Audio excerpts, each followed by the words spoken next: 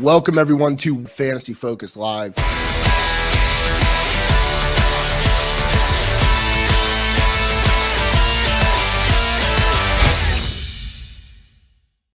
intro video does not get you pumped up for Sunday Lives with this crew. I don't know what will. Love it. Shout out to Amanda Lamarco, my big sis, for doing that video. She actually has a website. It's at her name. So go check it out. She has a bunch of crazy graphic design stuff. Appreciate it. Once again, if you're listening in, this is the Candlestick Kids Fantasy Football Podcast on the Fantasy Focused Network.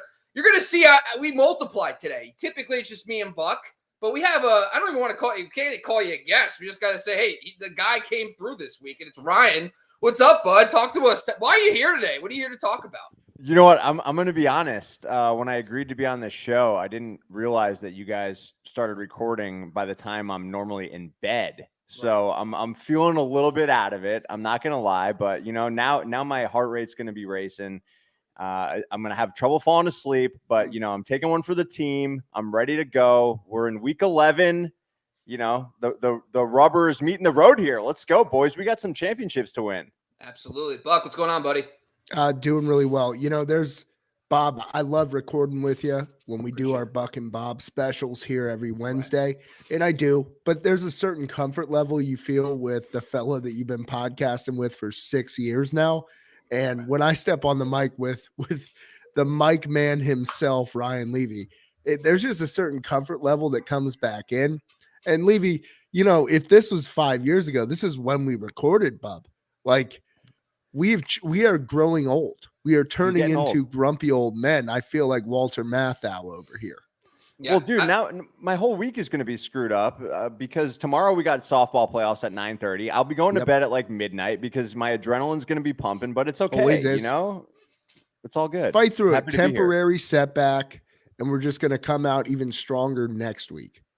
Dude, I went out for drinks last night with a buddy who's in town, 2 beers, and I went to bed at 11:45, and I'm just grumpy as shit all morning. I am like out, like I'm out, lights out 10:30, 11 at the latest, and at 11:45, I'm like waking up this morning, my eyes are puffy after 2 beers, and I used to have 14 back in the day. So yes, I feel your pain out of the prime. But Ryan, we'll get through this quick. We'll get you to bed, I promise. Before we do, we want to make sure that everyone knows that all our podcasts are brought on the Believe Podcast Network and brought to you by BetOnline AG. We'll be back right after this for a short commercial break for BetOnline. This episode of the Candlestick Kids is brought to you by BetOnline. All eyes are back on the gridiron and his teams are back for another football season. And as always, BetOnline is your #1 spot for all pro and college football action this season. With the new updated site and interface, even more odds, props, and contests, BetOnline continues to be your #1 source for everything football. Head to the website or use the mobile app and sign up today and receive your 50% welcome bonus on your first deposit. Don't forget to use the promo code BELIEVE, BLEAV, BELIEVE to receive your bonus. For football, basketball, boxing, right to your favorite Vegas casino games. Don't wait to take advantage of all the amazing offers available for the 2021 season. BetOnline is the fastest and easiest way to bet all your favorite sports. BetOnline, where the game starts. All right, folks, we're here to talk about a couple things today. Actually, this is an exciting week for the Fantasy Focus and the Candlestick crew. We're talking rest of season schedules. We're talking trade targets. We're talking players to trade away. Before we do that, we got to talk Thursday Night Football because Sky Gawasco behind the scenes would kill us if we don't. So we want to make sure we talk Thursday Night Football. Interesting matchup, right? Falcons, Patriots, some fantasy relevant guys. Now, Buck, before we get into this Thursday's matchup, I know you have a couple comments about last Thursday. Talk to me. What's going on, Buck? First off, the NFL has just turned over on its axis. I've said this before in this season. I don't know what the hell to think anymore. I feel like you can dig into all the research that's at your disposal and still come up with a complete dud. But there was one play in last week's Thursday game that might have electrified me to the point where I transcended a bit. Like I was right in between earth and heaven, maybe even earth and hell. I don't really know at this juncture where we were, but we either transcended or descended. That screen pass to the right guard for the Miami Dolphins might have been the most fired up I've been for a football play in quite some time. Number one, it was the smoothest execution of a botched play that these eyes have ever seen. I could have sworn, like, when the play happened, that was the extended third lineman on the right side of that line, and he got called eligible because big fella, he was like a dolphin swimming in the ocean, playing for the Dolphins, running a screen route, and the extension, he set up his blockers. He bolted 11 yards through and then had this somersault into the end zone, extended the ball, full extension behind his back. I jumped for joy. I was watching it with a friend of mine who is a Dolphins fan. So we were going batshit nuts. And then you see the flags and you're thinking, what is going on here? That was the most perfectly executed screen pass I've ever seen in my life. The trickery, everything was beautiful. And then you see on the replay, the right guard jumping in front of the running back to catch that football and take it to the house. Oh, God, boys. What were your thoughts on that play? Go ahead, Ryan. I mean, I don't know what I was doing up so late. I've been like sucked into the NFL lately. I'm, back on the East Coast now. So you watch a Monday night game or a Sunday night game and you're up late. And wait, that was on Thursday though. So that was after softball. So adrenaline was high. I get back from softball. I'm eating a little chicky filet and sitting on the couch and watching that game, also jumping for joy. It was incredible. It was a real morale booster. The way he landed on his head and everything, it was just great. I wish it would have counted, but yeah, it was good. The NFL has been wild though, man. And even my own fantasy teams, I feel like they're all just hovering around 500 this year. I don't know what it is. There's just a lot of weird weeks out there, but I'm excited for this Thursday night matchup. I think you could make an argument the Patriots are one of the best teams in football right now, considering that there are really no elite standout teams. I guess the Titans and the Patriots, are they the two best teams in football right now? Could be. That's a good segue. Listen, I'm going to take that segue and let's talk about this Thursday night football game.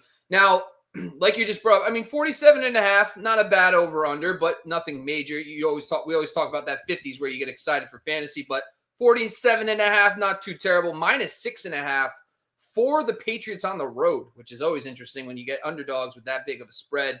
Some key injuries. I think, obviously, sounds like Damian Harris will be back. So Ramondre Stevenson owners are going to have to deal with this question of, do I play him anyway because the Falcons are trash against running backs?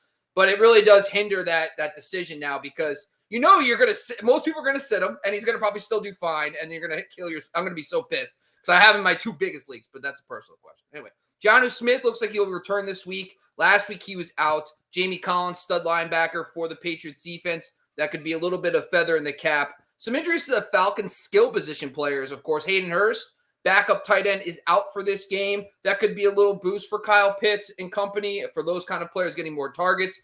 The biggest one, I think, of course, is Cordell Patterson. Is he going to play? Mild high ankle sprain. He did practice on a limited basis. He is questionable. So the question comes, guys, if he's in, are you playing him with confidence? If he's out, let's kick over to Buck first. Before we even get into the individual players, what are you looking for the most? Which player is on your radar the most, Buck, in this game for the Patriots and Falcons? I think it has to be Damian Harris right now. He looked so good the previous weeks prior to missing this past week. And I believe that the foundations of this Patriots game plan revolves around him. And then obviously last week we saw it with Ramondre coming in. We know Bill Belichick. We know that it takes quite a level of consistent performance to win his favor. So Ramondre, obviously, we see Dried Ocean out there in the comments there. We helped you out this past week on the live show with the Stevenson picks in your flex, helped you win. We're definitely, I think, 100% pro Ramondre on the pod last weekend. So that's a good sign for us, boys. We're all one mind meld, and that's what you need. Shout out Dune. And Bob, you get that done yet? No, sorry, buddy. Okay, that's fair. Listen, it's football going on. I think about it all the time, Buck. I literally go, oh crap, I haven't done this yet. Buck's gonna be pissed. And I think about it. It's always like Wednesday, like when I have a deadline to do something, it's like 3:00 on a Wednesday. I go, shit, didn't watch Dune. Yeah, And one I have day- to have this conversation. It's tough. It's tough. for One us. day you'll find the weirding way, and you will agree with it. That's how we do things here on the planet Arrakis, aka Dune. But I digress. What I look for is Damian Harris to come back in, have the lion's share of the carries. I look for them to be able to establish the run early and often. That doesn't mean that Ramondre will just be a bit player here. Ramondre, I think, will have 7 carries, 8 carries, and it's a matter of where he gets those carries and what he does with them. But I expect Damian Harris to have 14 plus carries in this game.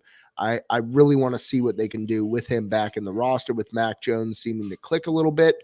But I'm looking more towards the running game here, as one would with this version of New England.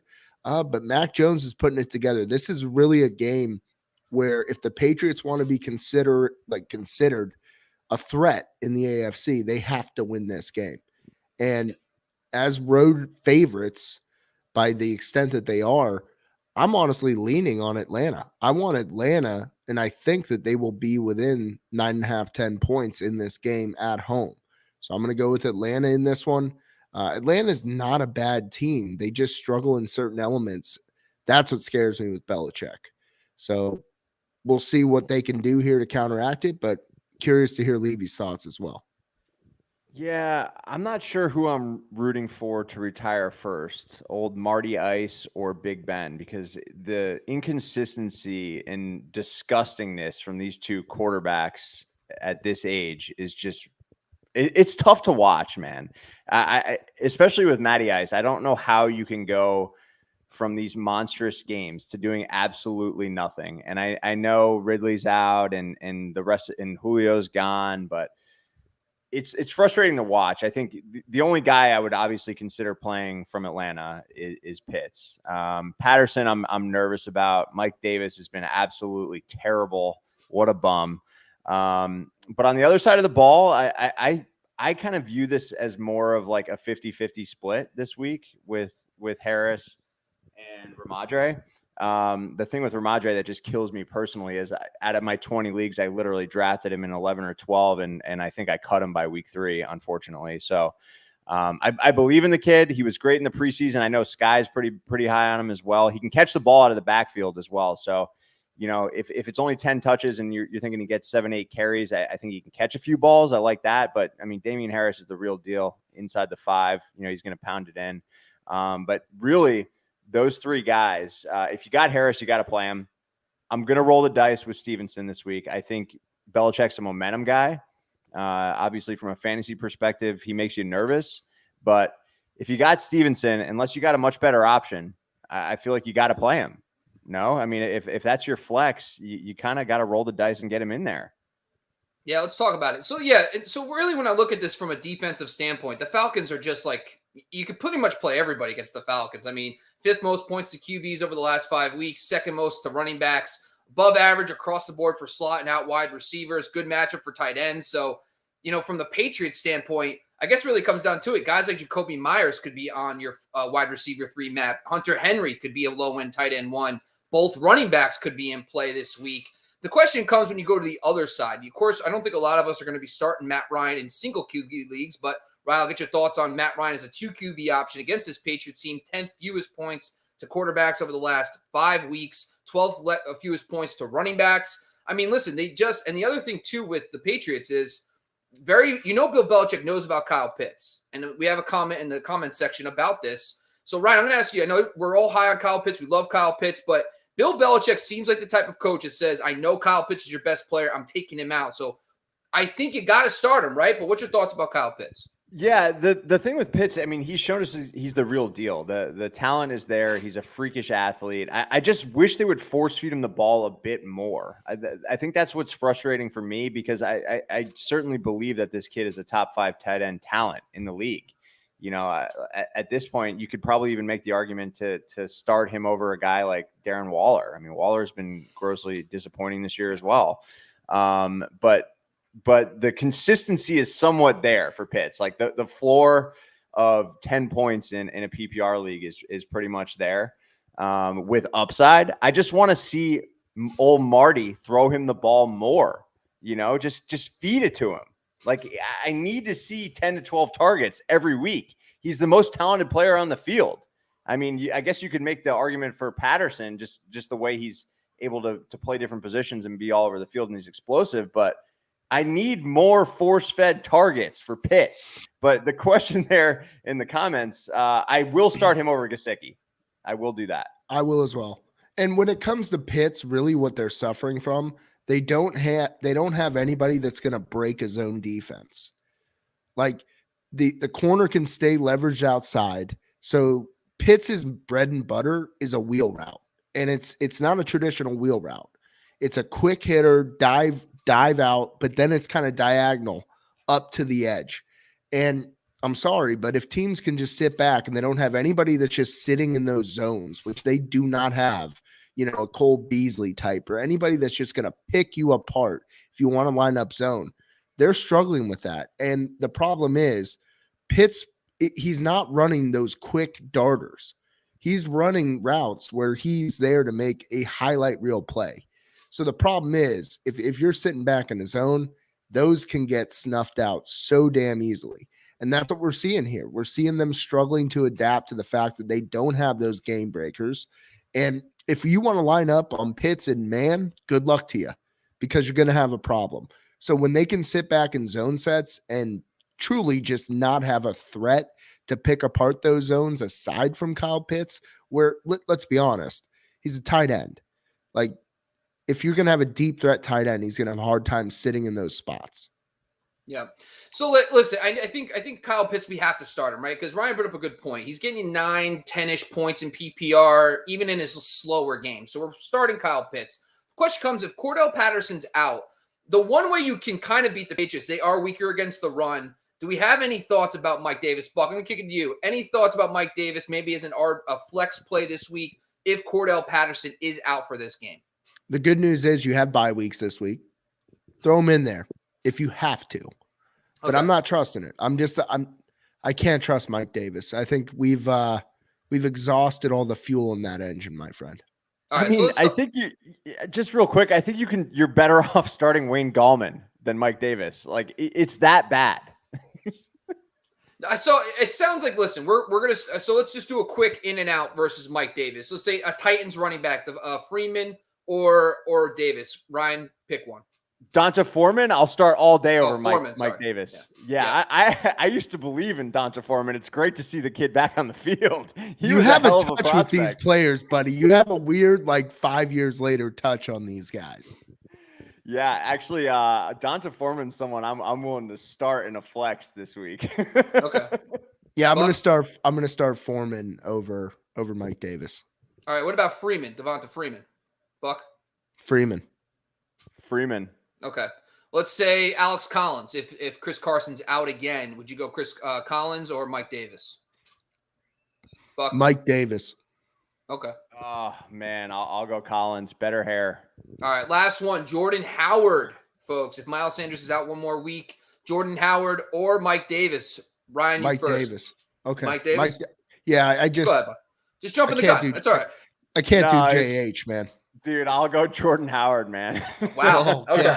It's like, dude, Mike Davis is the bottom of the barrel for me. Like, I'm trying to reverse jinx here because I also probably had 10 shares of Mike Davis this year. I haven't even cut him for whatever reason, but I haven't even thought about starting him. He is not an option. Okay. All right. So I think the other thing comes down to it. Let's say Damian Harris is in. I think we would all say we would start Stevenson anyway over Mike Davis, correct, in this game? Does everyone agree? Yeah. Okay. But the question comes now with Stevenson. I have a couple guys here. Listen, Devonta Freeman or Ramondre Stevenson. Ryan, you first. Who would you start if Damian Harris? Well, Damian Harris will be in. You're saying Devonta Freeman or Ramondre Stevenson? I'm going to go Ramondre. I think he's got a better chance to score. Okay. Buck? Freeman. One more. Zach Moss. Buck? Ramondre. Dude, you can cut. Don't get me started. Don't get me started on the Bills running back situation. Now you got Matt Breida coming in. Matt Breida had 13% of the snaps, Bob. 13% of the snaps and 40% of the production. It's an absolute joke. I know. Yeah, it is what it is, right? That Matt Breida touchdown in the first quarter really got everyone going early on. But all right, I think one more guy I want to talk about is Jacoby Myers. He did find the end zone for the first time in his career last week, which is awesome. He does have a good matchup. I mean, no one's scared about the Falcons. Mac Jones is playing pretty well. We'll probably get your thoughts. So, Buck, give me your thoughts about Jacoby Myers. Are you willing to start him this week? Half-point PPR formats as a wide receiver 3 against the Falcons. Yeah, absolutely. Wide receiver 3, no problems at all starting him there. Okay. This is a guy who is playing and starting to click with Mac Jones. And Mac Jones has done one thing really, really well this year. He's thrown the ball on time and on target. Going Mac Jones, connecting with Jacoby here. He popped his cherry, boys. He popped his cherry. It's huge. Old fella's getting it in, and I love to see it. Yeah, I remember my first time. It was great. But anyway, I digress. I never scored a touchdown, Bob, so I don't know what you referred to here. Wow. Okay. No, we're not going to get into those stories. But anyway, that's another podcast that's not even on YouTube. All right, Ryan, before we go, just give me a quick synopsis about Mac Jones. Are you a bold streamer this week? Do you feel him as maybe like a top 12 to 15 option as a streamer for this week against the Falcons? Yeah, I would say top 15. And another guy, I mean, Mac Jones, he is, coming out of college, they said he was pretty much the most pro-ready quarterback, and I think we're seeing that now, right? It's not like sexy, but he gets the job done, and he's pretty careful with the ball. Like, he's doing a damn good job of running that offense. The other guy I didn't mention before that you briefly mentioned, Hunter Henry looks good with him too. They look like they're in sync now. I know Johnny's coming back, but Hunter Henry, I think, is a guy. If I've got if I'm picking between the receivers for the Patriots and the tight end, Hunter Henry, I think I'd rather go with Henry in my flex than either of the wide receivers, honestly. That's just me personally, but I think the connection is there. So, I mean, yeah, I think top 15 option, 2 QB league for sure. You want to get Mac Jones in there. There's not a ton of upside, but he's a good player. Fire him in there. Tight end 4 in fantasy right now, Hunter Henry, folks. You don't even realize he's sneaking up on you. 2 touchdowns last week, so I hear you on that. But listen, Buck, any closing thoughts? I mean, listen, in this game, Matt Ryan, Mac Jones, who you feeling? Like, any closing thoughts, anything else you want to talk about for this matchup? Matt Ryan doesn't have enough weapons over there now. Yeah, it's getting pretty dire. So it's Mac Jones, and it's not even a weapons thing; it's the approach by the organization. Oh, I trust me. When they traded Julio Jones, but now with the Calvin Ridley situation, they just depleted. I mean, Oladides, Zacchaeus, whatever how you say his name. God bless you. I don't even know what I just said. Zacchaeus, whatever you're saying. I don't even know. But anyway, he scored 2 touchdowns. That's great, but no one's consistent. Russell Gage either gets 6 for 60 or 0. It's been nuts with them. So I hear you on that. Maybe Calvin Ridley will be back in the next. He's technically eligible to come off the pup after this game. Maybe I hope he does, man. Yeah, I hope he does too. Absolutely. All right, boys, that was our Thursday Night Football preview. That was brought to you by Carifactor. Now, we're going to take a quick commercial break before we jump into our trade targets and potential tradeaways. Quick commercial break for one of our new sponsors, Carifactor. We'll be back right after this. Hey, TCK Potters and Fantasy Focus community. Are you looking for options for hair loss? There are many options out there for treating it. However, most products treat the cause, such as DHT, and don't do much to support the growth of new and stronger hair. It's like removing harmful weeds from your lawn, but not doing much to fertilize the grass. That's why the Fantasy Focus and TCK team has partnered with Carifactor. Carifactor saw this problem and focused their research on finding just the right combination of biosynthetic growth factors and an innovative delivery system to promote fuller, stronger looking hair.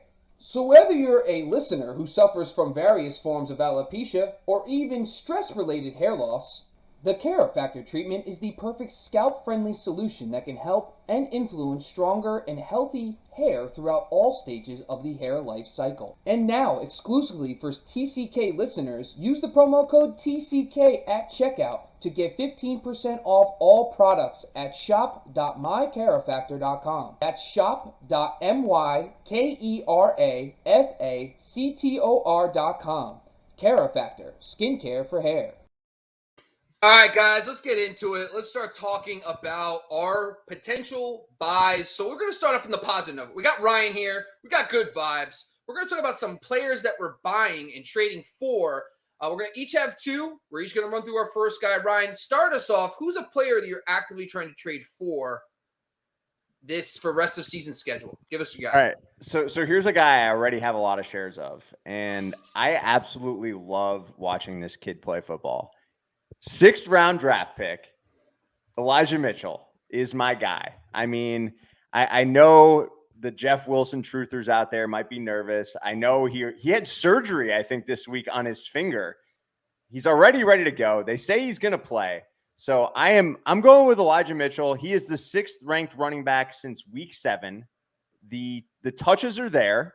I believe he's like top 35 right now in the league, but San Francisco's got a little spark to him right now. I'm feeling good about him. The schedule is pretty solid. I'm curious to see who you guys would trade for, who you would trade to acquire Mitchell right now. Someone tried to trade me Terry McLaurin for Mitchell today, and I said no.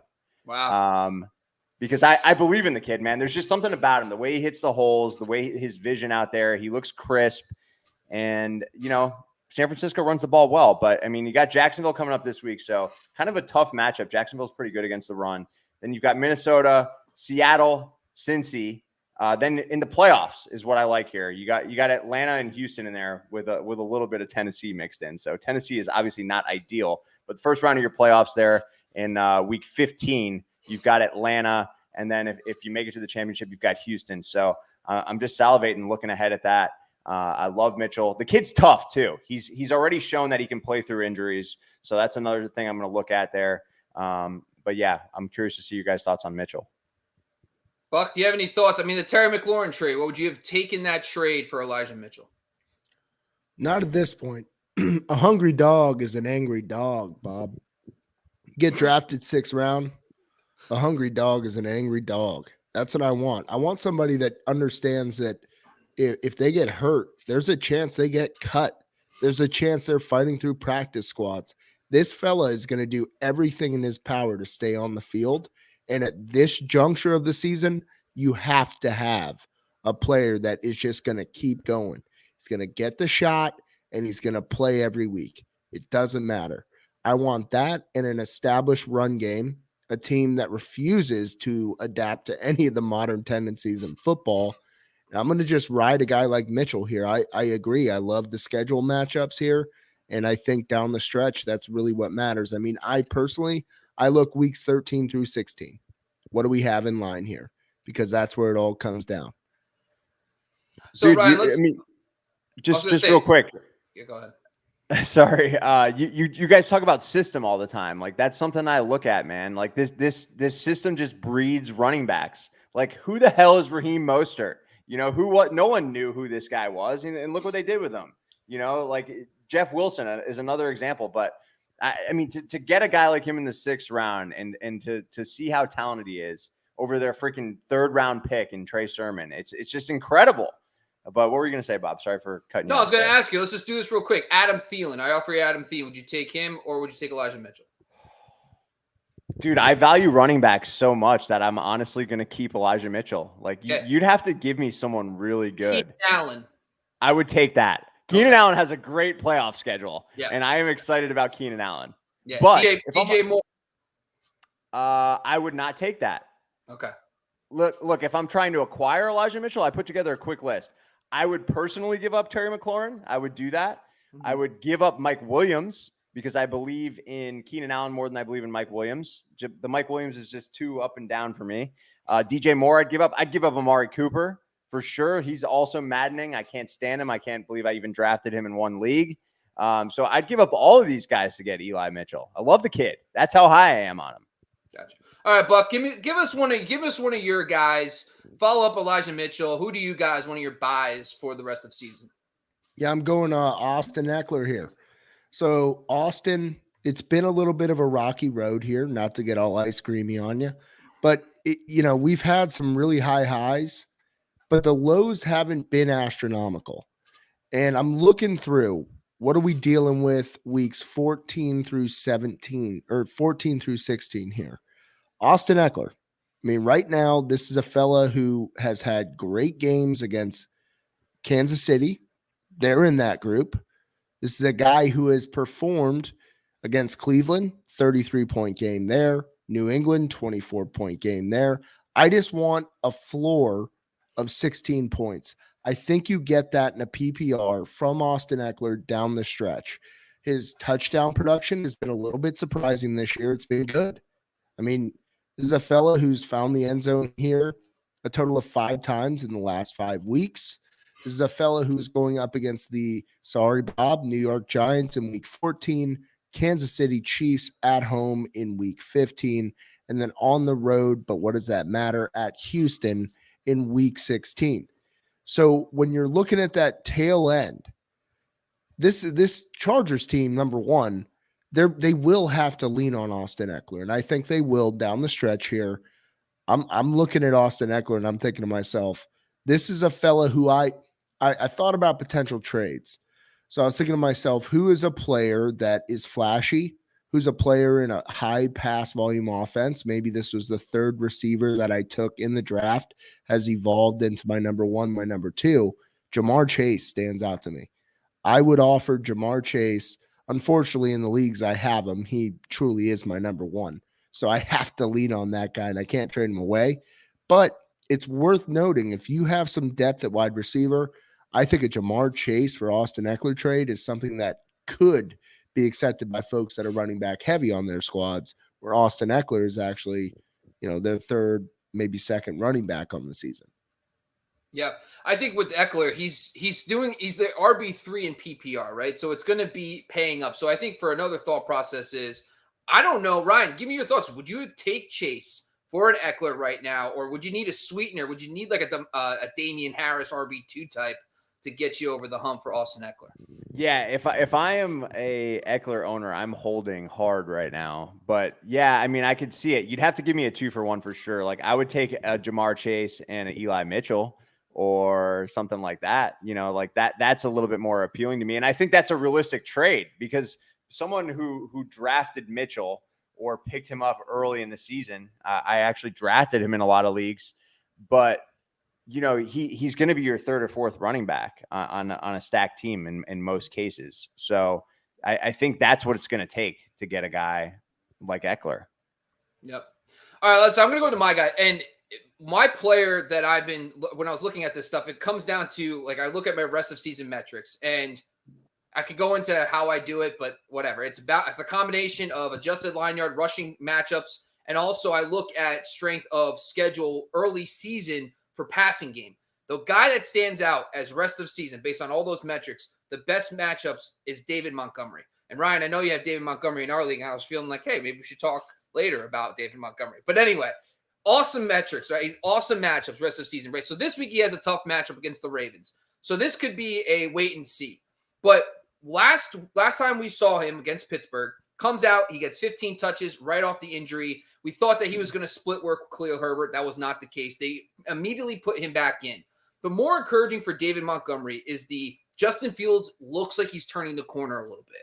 He started showing a little bit more. That offense starts playing a little bit better. That's just going to mean more for David Montgomery, more scoring opportunities, because he's already getting elite usage. He's already getting he's probably one of the very few running backs that can get you 20 touches every single week. And I think the more now coming out of the bye, he's going to be fully healthy, ready to go.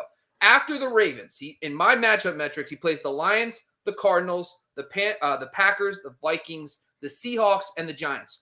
All those teams are inside the top 12 for best matchups. So after the Ravens, he's playing nothing but elite schedule. And that to me is like, I want to go get him right now if I can. And the thing is, because of the injury, David, and the not the slow game, but not a huge game against Pittsburgh. It's been a while since we saw a big game from David Montgomery. So he might be more attainable. And honestly, David Montgomery, you might be able to get, for example, the next guy I'm going to talk about, you might be able to package like David Montgomery and Keenan Allen and get those two guys. And you could trade away a guy maybe like a Joe Mixon or even like a Alvin Kamara type, guys that I am more willing to fade. You might be able to get David Montgomery and a solid wide receiver too. And I still feel like David Montgomery is going to give you RB1 numbers next year. So I mean, for the rest of the season. So I'm high on David Montgomery. Really like the schedule. Plus, I think he's still kind of a buy low there. But Ryan, give me your next guy. I know we've all given some running backs right now. Give me your next player that you're vibing with as a buy for rest of the season.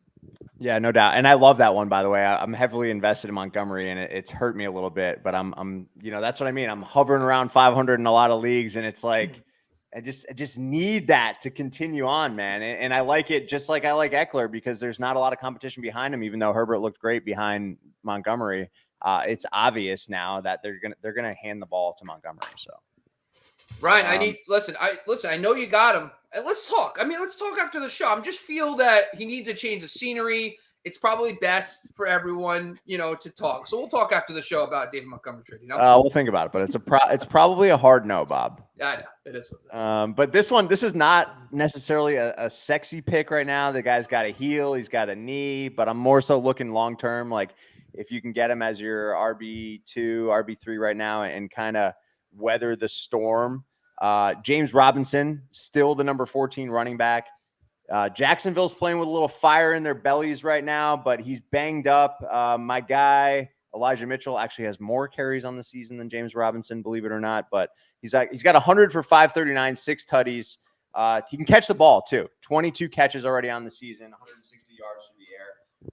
I like his playoff matchups. He's got Houston. He's got the Jets. He's got New England. Come on. That's what I'm looking at here. I know it's not great here. You've got San Francisco this week. Who knows if he's going to be 100%.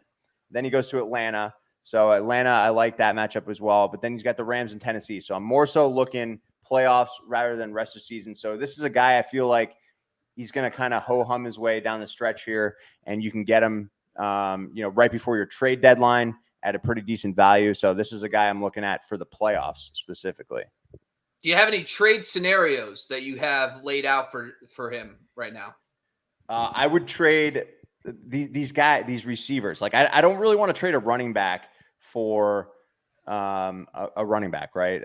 I know a lot of you guys agree with that, but like I would trade Mike Williams for him. Honestly, I'm just not a big Mike Williams truther. I don't believe in the swings. It's too emotional for me. I like a little bit more consistency. I would trade Amari Cooper again. I would even trade DJ Moore. Maybe not Terry McLaurin for this one, but those other 3 guys I would definitely trade for him. So the good news is he's number 3 in my matchup metric for rest of season. So I love Jay. I actually was going to talk about him as a trade away, and then I looked at the research and I'm like, nope, he's a keep. All right, Buck, give us your second guy. Are we sticking with running backs? Do you have any wide receivers? Talk to us. Tell us about your next guy. Yeah, I've got a receiver here, Bob, and it's one that's near and dear to my heart, but folks are going to be saying out there on the interwebs, Buck, it's recency bias. I mean, shoot, look at Stephon Diggs last game, 8 catches, 162 and a touchdown. And that was against the New York Jets defense that, quite frankly, has been defending the pass at a level that none of us thought they would have.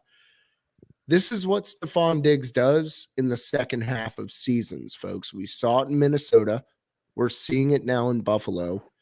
But it's not recency bias of the effect that, yeah, he went 6 for 85 the week before, 8 for 162 this past week. Let's take a look in the Wayback Machine at weeks 14 through 16 last season, boys. We could even include 13. And look at the defenses he was facing. At San Francisco, 10 receptions, 92 yards. Versus Pittsburgh, 10 receptions, 130 yards, 1 touchdown. At Denver, 11 catches, 147. At New England, 9 catches, 145, 3 touchdowns. This is officially Stephon Diggs' season. This is where he comes to roost. This is where he puts his mark down. And we're seeing just the start of that now. We saw a similar trend last year. Josh Allen. Listen, the Bills' offensive line, they've had some injuries. They haven't been great in pass protection. But there's something about this team where down this stretch, the Bills, it's not a walk in the park with their schedule, but it certainly isn't a gauntlet. This is a team that should be winning the majority of these games, and not just winning them, but in the fashion they've won most games this season, by crushing skulls. And it starts and ends with Stephon Diggs just playing with a vengeance out there. And that's what's going to happen this season here. In terms of trade proposals for Stephon Diggs, it would take like a Joe Mixon type situation. Yeah. You need to have a top 10 running back. You look down this stretch, you look at previous seasons, Stephon Diggs, second half player, and this is what it takes. I mean, he's like any good old engine. you got to rev it up for a little bit, Bob. So now that we're in week 11 beyond, the great beyond, as I call it, which could be a title film for Stephon Diggs' life if it was a profile of his second half of season performance over the years, the great beyond, the great beyond. Yeah, Buck, so let me ask you this. Would you be willing to trade Alvin Kamara for Stephon Diggs? Yeah, I think I would. Okay. That's a pretty big name. Yeah. Team is trending downwards. Yeah, I agree. The team, Bob. The team. No, I hear you. And I have a question too, Buck. So first of all, I want to remind everybody, and I don't know, Buck, if you're aware of this, but playoffs this year, 15 to 17 typically. So I want to make sure we all know that we have the extension this year. So that's typically the time frame that you're going to probably have fantasy playoffs. But we're all aiming pretty much rest of season. And the second question I have is, Buck, did you have to pay for the I Miss Justin Zimmer handle on Twitter, or was it or now created? Did you have to actually purchase it from somebody else? I was a groundbreaker on that one. I had to shovel out everything. We had a ceremony for the bird. It was a big deal. Gotcha. Okay, makes sense. All right, let me get into my last guy, and I know Ryan, you agree with me on this one. We brought him up a couple times already. It's Keenan Allen. Keenan Allen, to me, I feel like right now today's in the PPR formats, he's the wide receiver 20, which seems kind of weird. He's not a wide receiver 1, but he can be, and he will be. We're starting to see it a little bit, but he hasn't had that big performance because he isn't finding the end zone consistently. A couple weeks ago, he found the end zone, but the last few weeks, he's been a PPR dynamo, bunch of targets. He's consistently getting you that 10 to 12 target range. He's getting a lot of catches, but he hasn't had that big-time game yet with all those catches and a touchdown. That's coming. So one of the things that I wanted to look at was Keenan Allen's one of the very few stud receivers that actually plays half his snaps in the slot and out wide. That gives him a unique advantage over guys like a Mike Williams, for example, who's primarily outside. And it fits perfectly with their rest of season schedule. Based on what I've found, they have the 6th best slot schedule rest of season. So right there, Keenan Allen sees about half his targets on the inside. They have a great schedule for slot receivers.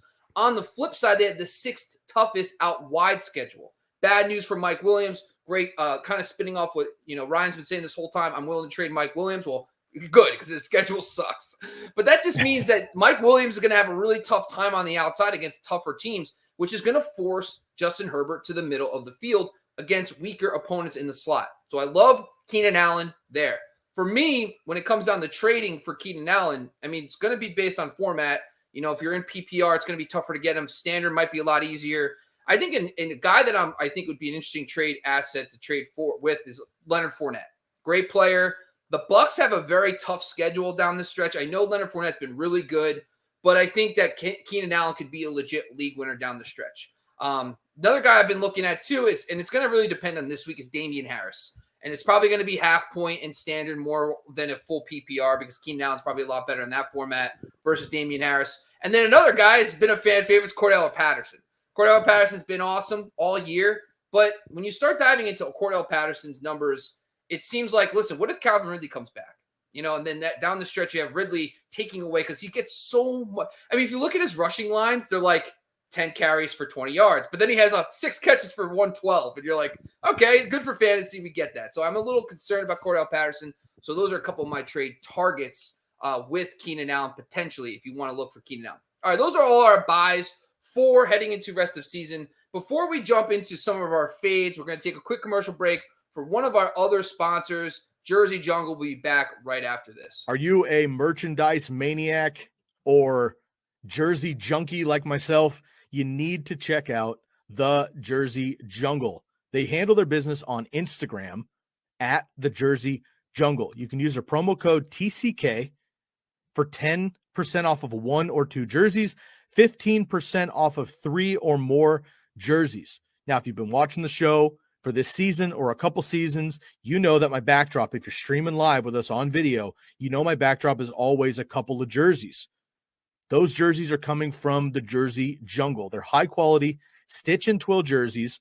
I collect NFL jerseys, but I'm also a baseball guy. So I have baseball jerseys as well. I collect Hall of Fame jerseys. I have a Jackie Robinson. I have a Ken Griffey Jr. I have a Willie Mays jersey. I got a Shohei Ohtani jersey as well because the guy has been absolutely on fire. Go get yourself a jersey. Basketball, baseball, hockey, football, college. They got rookies as well. Home, away. They have customs, they have camouflage, whatever you're feeling, retro jerseys from any sport. Go hit up the Jersey Jungle on Instagram. DM the Jersey Jungle. Use the promo code TCK for 10% off of 1 or 2 jerseys, 15% off of 3 jerseys. These are already half price that you're going to find on the websites. They're high quality, stitch and twill, game authentic jerseys. Go check them out. The Jersey Jungle on Instagram. All right, guys, listen, we're going to get to your questions at the end of the podcast, but right now we got to go to the dark side. We got to talk about some fades. We're tired of being so positive. Let's go over and start talking about some guys we're completely fading. Ryan, since you're the guest, technically for today, even though you're technically like the main guy, we get it, we know. And I know I'm going to get fined for that later. But talk to us about some fades, some guys you're willing to trade away, maybe some guys that are potentially RB1, wide receiver ones, but you don't like rest of season. Give us your first guy that you're fading. Don't kid yourself, Bob. You're the star of the show, and there's nothing that gets my juices flowing more than slot stats. Man, I rely on your slot stats.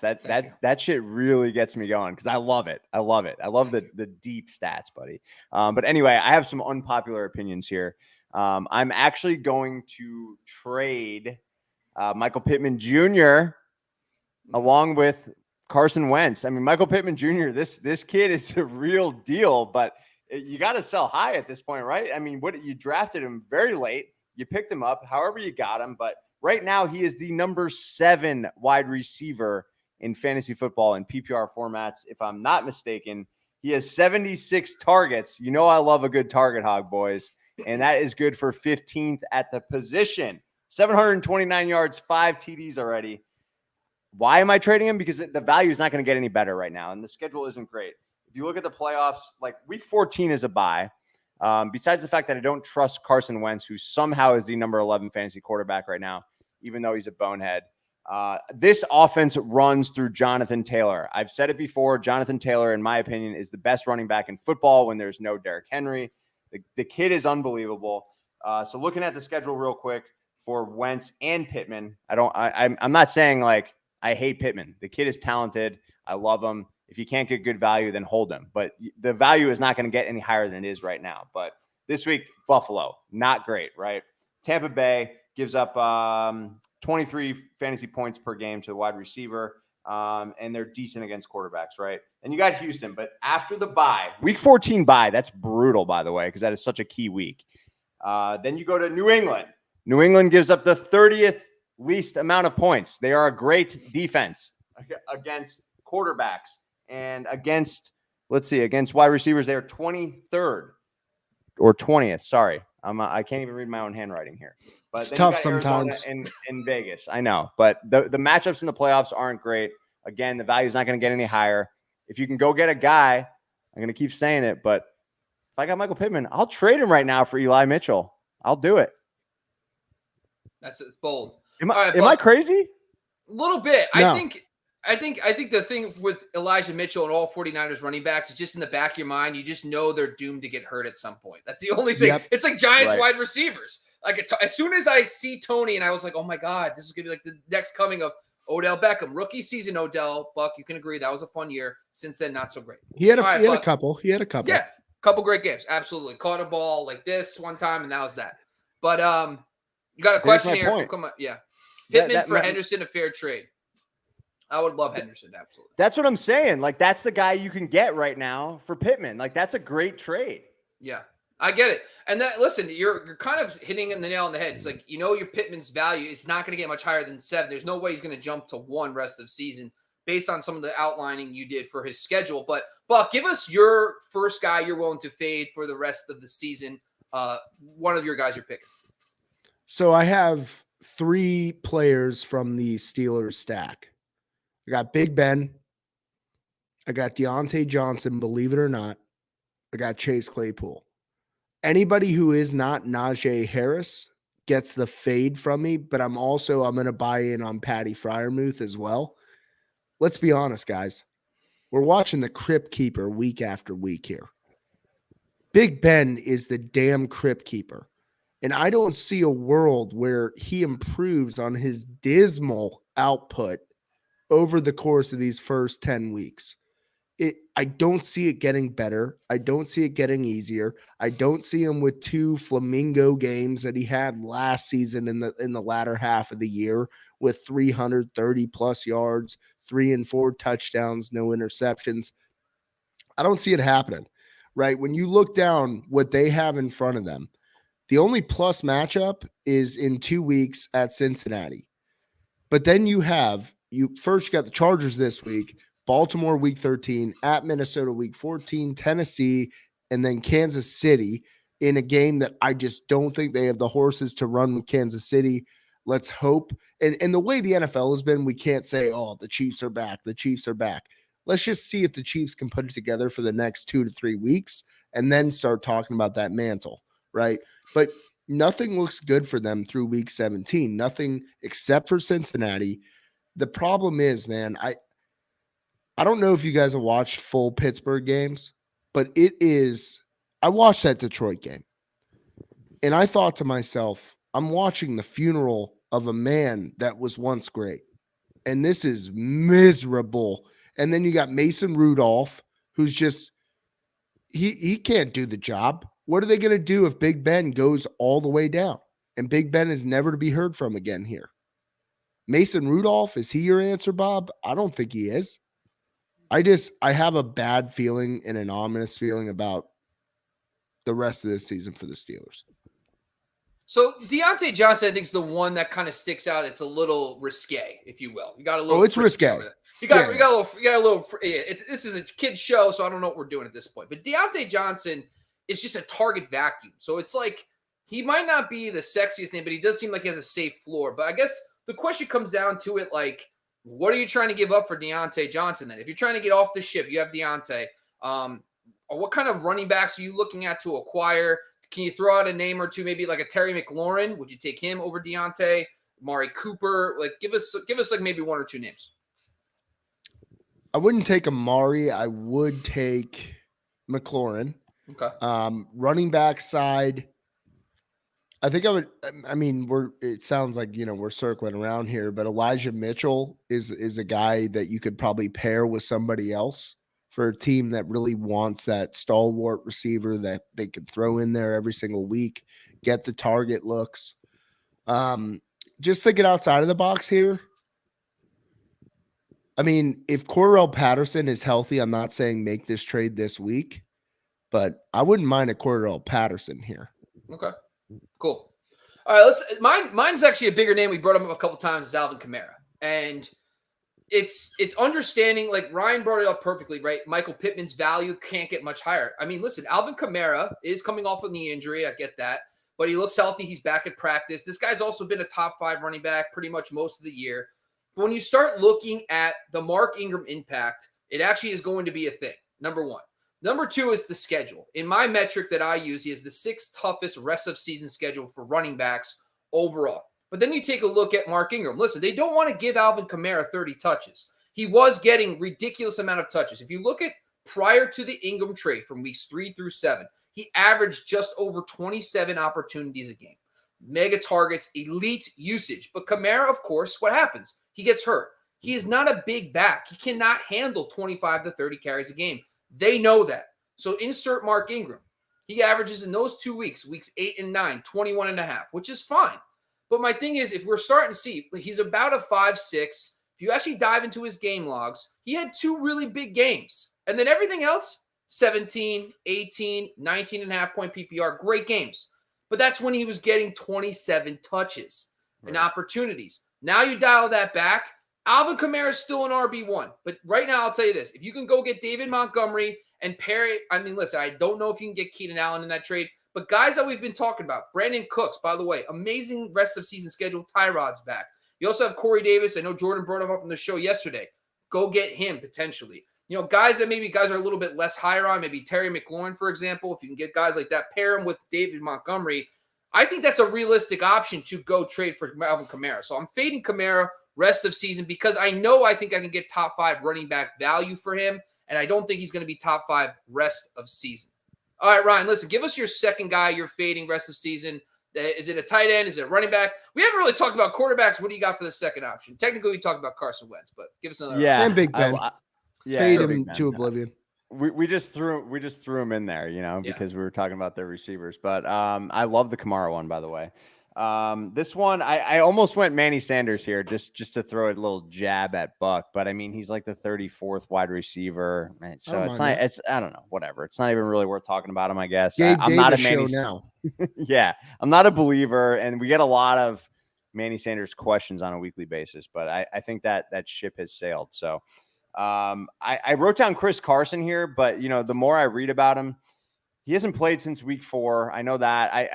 I feel like if you're continuing to wait and wait and wait, like you are slowly but surely going below the Mendoza line. You're sitting there at like 3-7, 4-6. Like you shouldn't be waiting on Chris Carson, because even if he does come back, my fear is like he's not healthy still. Whatever's going on with him, I hope they don't put him on IR again, because then he's done for the year, right? If I understand the rules correctly on the IR piece. But Arizona this week, not a great matchup. Washington, not a great matchup after that. Then you got San Fran. Then you got Houston down there. What is that? In week 14. Playoffs, the Rams, the Bears. If you make it all the way to the freaking finals, then you got a Lions matchup. But listen, if you are banking on Chris Carson, you are likely not going to be playing in week 17. So get rid of the guy. Do what you can, but it's ugly out there for Chris Carson. It's sad to see, because I love him as a player, man. Yeah, and listen, you got Rashad Penny now getting involved. Alex Collins looked decent. He could be going into a little bit of a timeshare. So, but give us your second guy. Who else are you fading for rest of season? I gave you 3 gentlemen. They're all my 3 fades. Okay, so you just packaged together. That's on me. That's why we should have show notes. That's my fault. I saw the text. I thought maybe you'd have a second one. That's good news. I'll go into my guy. We're at 56 minutes in. Ryan's tired. Buck's losing it. I'm losing it, folks. It's Adam Thielen. So when I was doing this, I wanted to be bold again and go Justin Jefferson, but I thought that's stupid, because I'm thinking in my mind that when you're looking at rest of season schedules for out wide, you have to factor in that when teams are really tough out wide, they could be really bad against number ones and just shut down everybody else. So that's just one way to look at out wide schedules versus slot. Slot's kind of like simple. Slot players play in the slot. If they shut down slot, those guys are going to get shut down. Out wide could be a little different, because these guys are averaging 14 points per game each week. One guy can get you 12 points. That's fine. Anyway, that was a long explanation why I didn't pick Justin Jefferson. But Adam Thielen here is the guy I'm picking. The reason why is they have the toughest out wide schedule rest of season. They play the Packers twice, who, by the way, have been dominant against receivers without Jair Alexander. Once you get Jair Alexander back, forget about it. They have the 49ers, another defense that on Monday night looked amazing against guys on the perimeter and have been good against perimeter receivers so far this season. Then they play the Rams, Jalen Ramsey and company. Don't want to deal with that. Then they got the Bears. No, thank you. That is a ridiculously terrible schedule for a guy who's become a little bit touchdown dependent. We have seen his yards per route run slip over the last few years. We see that Justin Jefferson tends to be the 1A overall. Yes, he might be good in the red zone situations, but when I see this really bad, tough schedule, Adam Thielen's still right around top 20 wide receiver. He has trade value. He has name value. You might be able to package him in a player like, for example, a Damian Harris to get an upgrade, for example, to get up into the tier for a guy like Keenan Allen, because you might see Thielen in the bottom half of that tier because, he's still producing. But I will pay a little extra to go get another guy like Keenan Allen, maybe even pay a running back like a Damian Harris to help me get up into that Stephon Diggs, a guy we've talked about who hasn't had the big season like last year, but still I think is a level up. So trying to actively trade Adam Thielen based on his rest of season schedule. All right, guys, that's it. We did our thing. We gave our fades. We gave our tradeaways. Before we dive into these listener questions, do either of you guys have any honorable mentions? Some player that we haven't brought up yet that when you're doing this research that was an honorable mention that you want to bring up right now? I just want to say real quick, I got a live update for you on the air. That trade that was offered to me, that we're trying to get Elijah Mitchell from me for Terry McLaurin. I countered and I gave him my RB5 and Michael Carter, and I got Terry McLaurin. So I'll take that all day. Wow. So now I got the trio of Mikey Evans, Debo, and Terry McLaurin. I'm feeling it. Let's go. That's good stuff.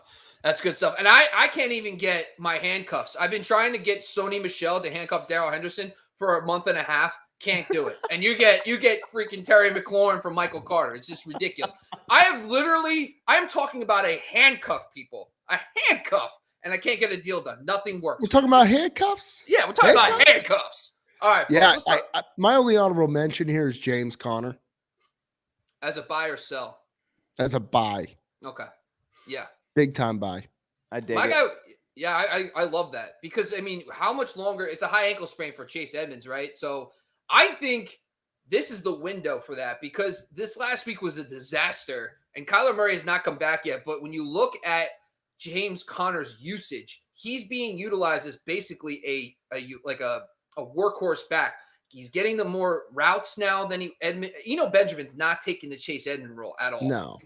So for at least, I think James Conner is the perfect example. If you're a fringe playoff team, I would be willing to, would you trade Aaron Jones right now for James Conner? If you're if you're sitting there at like 4-6 or something, you almost have to, right? It's put up or shut up time right now. Like you got to push your chips in. You can't afford to lose again. Yeah. Buck, what are your thoughts? I'm hesitant on that because I love Aaron Jones and I'm spiteful towards James Conner, but I figured I'd welcome him into my ethos, and try to get the positive vibes going on my end, make sure he's feeling my gut.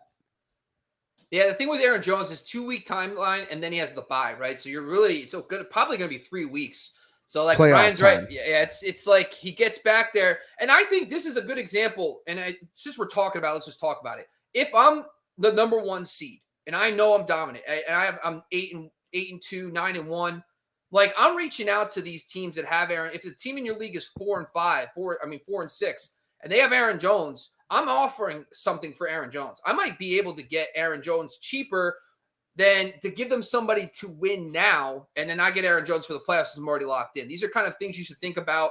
Check out your leagues to see if there's players that are currently banged up. Miles Sanders, to a less extent, is another player that you can look at as potentially stealing away to give someone that they can use right now. Agreed on Sanders. Yep. Yeah. Even though I hate him. No, that's good. No, listen, we can hate them, but understand that sometimes they're needed. It is what it is. It's like medicine. Yeah, we don't like it to taste, but you have it. It makes you feel better. All right, let's get through some questions right now, folks. We do have one from Arthur. Hello, sir. I know this messes up all our yeah, I'm trying to figure out how to fix it. I don't know. Yeah, don't worry about it. Let's just do weird things. All right. So Pittman, Deontay, Brandon Cooks, DJ Moore, or Antonio Brown. Pick 3 this week. So it's Pittman, Deontay, some guys that we've talked about his fades, Cooks, DJ Moore, and Antonio Brown. Guys, he needs 3 to start. And listen, before we even get into this, guys, don't forget that we do our Sunday Live Start Sit Show every Sunday from 10 a.m. to 1 p.m. Eastern. So make sure you're joining us on there. But let's give them a little teaser, Buck. Let's go to you first. Who are you picking out of this group? Yeah, I'm going to go Deontay, Brandon Cooks, and DJ Moore. I'm going to go Deontay, Brandon Cooks, and if AB plays, I'm going to go AB. If not, I will go with Pittman, even though I hate the matchup. Yeah, who do they have this week? The Bills. Ooh. Yeah, that's not great. Yeah, it's gonna. Yeah, that's a no bueno. I mean, how do we feel? I mean, we really didn't talk about the Cam Newton news, right? Because it really wasn't topical, but him coming back, I know he had a nice spark plug, but we're still talking about Cam Newton as a passer for DJ Moore. Is there you guys have quick thoughts? They are playing Washington this week. That is a great matchup. So is there quick thoughts about DJ Moore's outlook for week 11? Feeling good about him. Good about him. Okay. So I'm going to go. Even with old Noodle Arm back in there. Yeah. AB is the question mark, right? If he plays, but I think Deontay, Brandon Cooks, DJ Moore, you got some good option there. All right. So Dried Ocean gave us a shout out. We appreciate you, man, for the Stevenson pick. We brought this up earlier. Hey, we were hot. We were hot on that. We were good on Stevenson. We also talked a lot about Mark Ingram. They both came through. Let's talk about Mr. Jones, 48. Do y'all think the Pats D will shit down? Well, it should be shut down for Kyle Pitts. Maybe shit on it. I don't know what's going on here. This show just got real weird. We're a fetish show now. Congratulations. We just left the fantasy community. All right, have him, but terrified to start him. Ryan, let's go to you. You think Kyle Pitts is an auto start? Do you think Bill Belichick schemes him out? I think you got to start him if you got him. I expect 10 points in a PPR format. So it's not going to be sexy, but I hope he finds the end zone. Okay. Yeah, Kyle Pitts here, 9-point floor, 25-point ceiling. Let me get Kyle Pitts. All right, let's do this real quick. Buck, AJ Brown or DK Metcalf? AJ Brown. I think he's saying rest of season because I saw this down here. I'll actually take DK with Russ back. I think Russ figures it out here. Yeah, DK with Russ, but you got to look at the other side of that, right? You don't have Henry. I'm gonna stick with AJ Brown here. Same. I'm going AJ Brown as well. All right, let's do two more here. Let's do start Josh Jacobs, Jeff Wilson, or Chris Carson. A lot of moving parts here. Listen, Elijah Mitchell does have a broken finger. Might not play. He sounds like he will play, but if he doesn't play, is Jeff Wilson like an auto start in this scenario, or are you still staying with Josh Jacobs? What if Chris Carson plays, boys? What's your thoughts, Ryan? Give me what you got. I don't think Chris Carson's going to play. It's not looking good. If Elijah Mitchell is out, 100% going Jeff Wilson, no doubt. But in a vacuum here, like right now on Wednesday night at 10 p.m. EST, I'm going Josh Jacobs. I hate to say it. Yeah, but Josh Jacobs got that dirty, nasty red Q next to him. He stinks. But I know he does. Trust me. I know. But he scores touchdowns, and I like that. And that team has one of the easiest sleds down the hill for the second half of this season in the league in terms of their matchups. But that mostly benefits Derek Carr. So I'm going to go Josh Jacobs here. And then I think if Jeff Wilson is the starter, it's Jeff Wilson. I agree. I'm going to go with Buck on that one. All right, one more, guys, from Ryan. Ryan, I'm going to have you answer this first naturally. That makes sense. Flex, full PPR, Galladay, Devonta Foreman, or Agnew? That's an Dante. It's hard, man. These are hard. The DF combos. Yeah. Oh, man. I kind of want to go Galladay against my Bucks, but he stinks too. I'm sorry. I'm going Devonta Foreman, baby. Let's go. God, no love for Jamal. He looks pretty good out there, man. I'm going Jamal Agnew, dude. This guy's got me all feeling something. He's wearing number 39. One of the best numbers in all of football. Undervalued, underutilized. Jamal Agnew. Oh, yeah. Playing San Fran. Yeah, not a bad matchup. Foreman's got Houston, though, right? I mean, he's got to – if he's getting double-digit carries, he's got to smash that matchup. That's revenge a revenge game. Yeah, so let's do it. I'm in for that. All right, one more. I lied. Because I saw it's from Beach. Beach, you've been helping it. You know, Beach is always a long time. Got to give Beach some love. Buffalo Bills, which seems like an auto star every week at defense, or the Miami Dolphins, who are red hot. Ryan, let's go to you first. I'm assuming this is just this week, right? Yeah, it's this week. But you don't want to drop Buffalo. I mean, geez, I think you almost have to just say screw it. I mean, I'll take 3 less points this week just to have Buffalo for the next month and a half. Miami just score. Oh, man, they score touchdowns too. I'm starting Miami defense this week against old Joey Flack piece. I'm going Miami, man. Ride the hot hand. I know Buffalo's defense is great and everything, but I'm going Miami. Bucks, I think you're just going to go Buffalo, aren't you? I mean, come on now. All right. It's the best defense in the league, and it's not even close.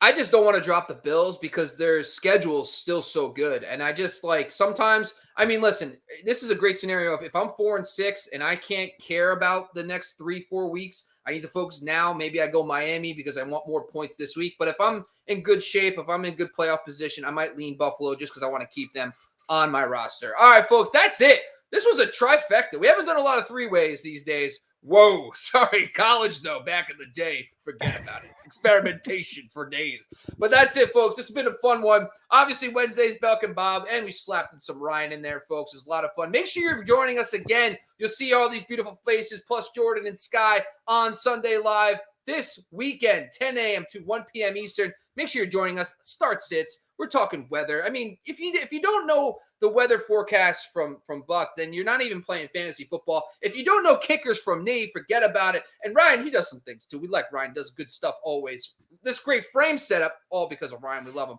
But that's it, folks. This is episode 500 and something, right? Because we hit 500. You know, Sky will be on tomorrow. I'll tell you how many episodes. All our episodes are brought to you by BetOnline AG and on the Believe Podcast Network. This is the Candlestick Kids Fantasy Football Podcast on the Fantasy Focused YouTube channel. Make sure you're checking us out. Shout out to all our sponsors, Cara Factor, Jersey Jungle, Bombadetta Hot Sauce, and all the others. We appreciate you once again.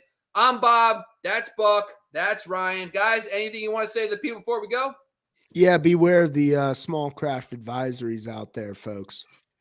Okay. Go Bucks. All right. We're out of here, guys. Thanks again.